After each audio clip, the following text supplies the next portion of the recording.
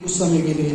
तो हमारे घर की परिस्थिति बहुत ज़्यादा बदल गई थी। तो हमको तो ये लगता था हमारी मम्मी इस दुनिया में अब रहेगी नहीं। और फिर उसके बाद किसी ने हमें प्रभु यीशु मसीह के बारे में बताया, कोई सिस्टर आई, उन्होंने यीशु मसीह के बारे में बताया, हमने ग्रहण करा, बस ठीक है ऐसी, बस उन्होंने प्रार्थना करी, हमारी मम्मी को आराम पड़ा। उसके बाद भी पूरी रीति से ठीक नहीं हुई थी क्योंकि हमने पूरा विश्वास किया ही नहीं था यीशु मसीह पे।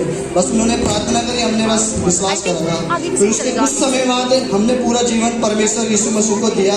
फिर प्रभु ने हमारे जीवन में बहुत अद्भुत कार्य करा। हमारी मम्मी आज हमारे आंखों के सामने खड़ी भी है और आप इनसे सुन सकते हैं।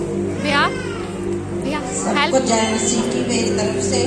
मैं बहुत ज़्यादा परेशान थी, मेरे बच्चे छोटे छोटे थे लेकिन बहुत परेशान रहती थी। हर जगह गए, कहीं भी मेरे को आराम नहीं मिला। लेकिन एक दीदी आई, उन्होंने फिर हमें प्रभु का समाचार सुनाया, तो उन्होंने मेरे लिए फिर प्रार्थना करी है। उसके बाद में सही हुई। मैं यीशु मसीह का बहुत ज़्यादा धन्यवाद करती हूँ।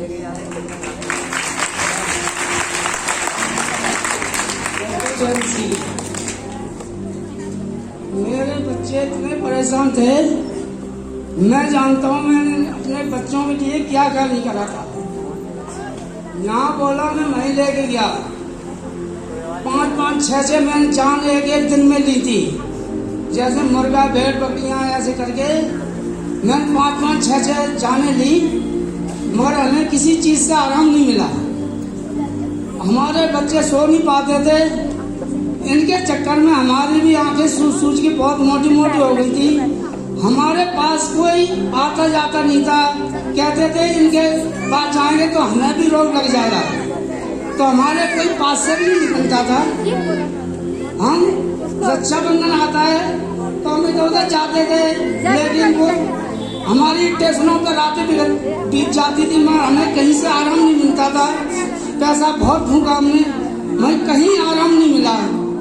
मैं हमारी एक दीदी आई, उन्होंने हमें बताया, तो मैंने उनको कहा था मैं इसमें नहीं आऊँगा, मैं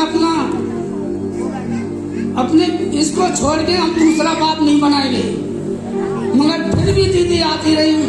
उन्होंने कहा एक तो भैया हमारे से प्रार्थना करा लो, ठीक हो जाओ तो सही है, नहीं कोई बात नहीं है, मानना नहीं तो मत मानना। जब उन्होंने इनके लिए प्रार्थना करी तो इनको आराम मिला।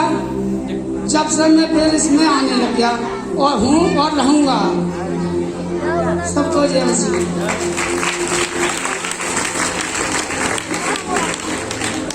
सबको जय मसीह की। जैसे कि मेरे भाई पापा ने बताया, हम कई सालों से बहुत परेशान थे। उस समय हम बहुत छोटा हुआ करते थे, 12 साल 13 साल के अंदर। हमारी छोटी बहन थी, वो 8-9 साल की थी, उसे कुछ भी नहीं आता था क्योंकि घर में करने वाली हमारी मम्मी थी। मम्मी ही सब चीज़ करने वाली थी, मगर मम्मी को कुछ होश नहीं था उस समय कि वो क्या करें क्या ना करें। वो काफ़ी परेशान हो चुके थे हम लोग। हम हर जगह गए, हर चीज़ करी, जैसे पापा ने बताया। हम इतना परेशान हुए थे कि पापा मम्मी हमें छोड़कर कभी कहीं जा रहे हैं, कभी कहीं जा रहे हैं। उन्हें समझ नहीं आ रहा था वो क्या करें क्या नहीं। उस समय हमारी हालत इस तरीके थी। हम विवेकानंद कैंप में रहते हैं, चाणक्यपुरी के अंदर ही। हमारे आस पड़ोस में सबको पता है हमारी हालत क्या थी। जहाँ हमारी मम्मी बैठती थी लोग बोलते थे वहाँ